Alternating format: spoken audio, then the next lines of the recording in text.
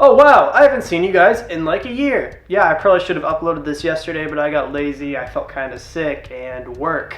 But enough excuses. I've actually uploaded twice in the span of a week, so I'm kind of proud of myself. I do want to try and get more consistent again here on YouTube and at least upload 2 to 3 times a week here in the new year, but we're going to get into my own personal goals at the end of this video. But for now, these are 5 predictions for WWE in 2019. We are untouchable, we are unstoppable, and we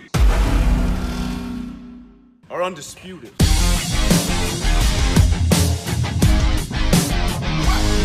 2018 really was one of the most up and down years for WWE. They had some of their lowest rated programming. We had some really odd segments. We lost Roman Reigns to leukemia. We had Ronda Rousey come in, Daniel Bryan return, and many more crazy moments. But what's going to happen in 2019? Here are my top 5 predictions. Number 5, Vince McMahon, let's go more and more.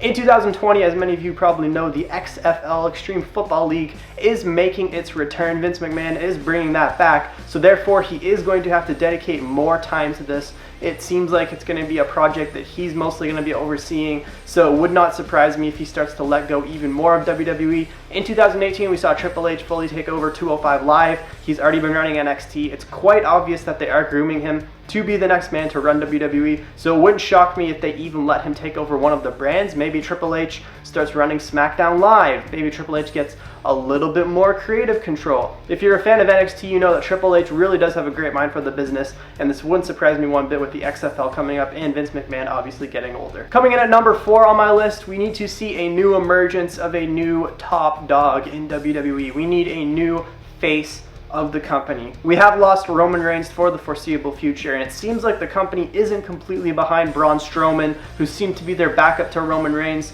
So who's it going to be? Personally, I think it looks like WWE is going for Seth Rollins. Some other names that I've heard being thrown around are Drew McIntyre, Finn Balor. There's some great other men I could see coming up from NXT and making a pretty big impact, maybe like Adam Cole, Johnny Gargano, someone like that. But I think this year we do need to see the emergence of a new top face in the company. It could even be someone on SmackDown like AJ Styles or Daniel Bryan, but I think it definitely needs to happen. Somebody has to step up and take the spot of Roman Reigns. Coming in at number 3, SmackDown becomes the A show on WWE programming. If you ask most fans nowadays, the A show is probably NXT or SmackDown Live, most hardcore fans that is. Your casual fan will probably say they enjoy Raw more, but that might even change soon because SmackDown is going to be appearing on Fox. They've apparently signed some sort of a new lucrative deal with a lot of money, I'm guessing. Fox is going to want to have a lot of top names on SmackDown, so maybe we'll even see people like Brock Lesnar, Ronda Rousey,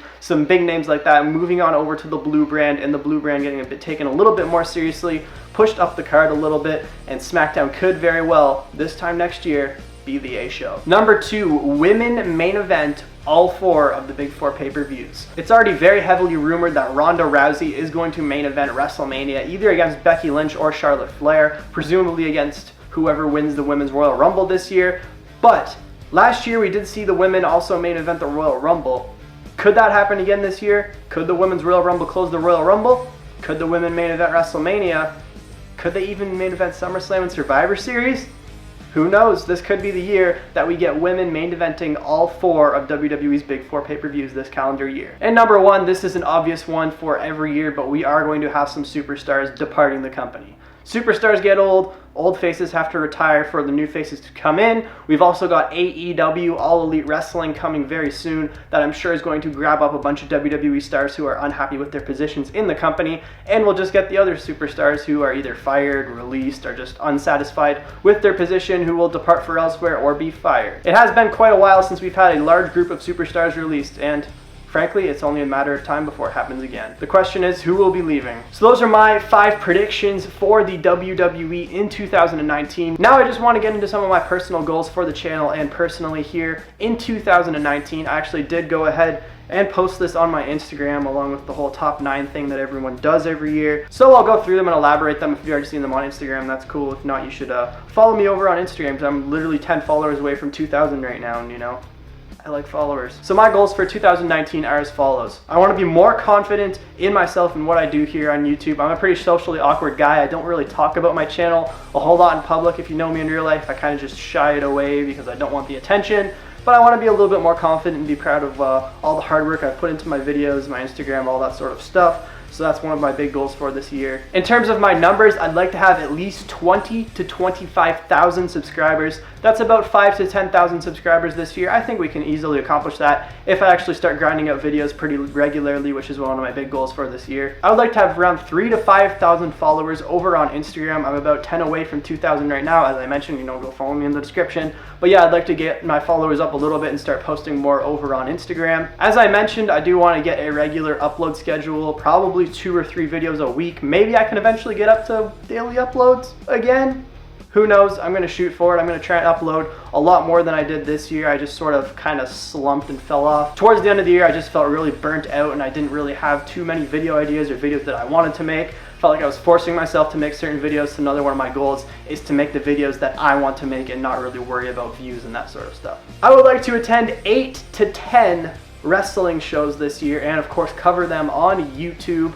I do plan on going to WrestleMania, so hopefully I can do WrestleMania, NXT, probably Monday Night Raw, so there's 3 right there. I'm going to do all of SummerSlam weekend, so there's 4 shows there. There's a house show I'm possibly going to in February, so there's another one. So, it starts adding up. I'd like to try and do 8 to 10 wrestling shows this year. I want to collab more and make some more friends here in the internet wrestling community. I collabed with some great creators this year. I met a lot of new faces, got closer with my sort of little clique that I have. I met my girlfriend here on YouTube, so yeah, there's some great people in this community. I'd love to meet some new ones, see some new faces emerge, and try to get closer with them and do a lot more collaboration videos because collabs are great. I would at some point this year like to try to interview a wrestler. That's always something I've sort of wanted to try and get on my channel. So by the end of the year, I'd like to interview a wrestler, whether that's an independent wrestler or like a major WWE superstar, which I very much doubt will happen, but who knows, just shoot for the stars. I want to start getting in better shape. Obviously, I have a match coming up with Muscle Man Malcolm in April. I've got to start hitting the gym and getting in better shape, working out, that sort of stuff.